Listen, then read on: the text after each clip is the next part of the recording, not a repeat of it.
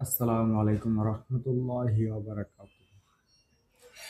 অনেকেই আমরা আহলে হাদিসদেরকে গালি দিয়ে থাকি, কিন্তু আপনারা একটা জিনিস খেয়াল করে দেখবেন যে আহলে হাদিসরা কখনো গালি দেয় না। শুধু হানাফি আলেম কিছু ভাইয়েরা আছে, তারা না বুঝে গালি দিয়ে থাকে।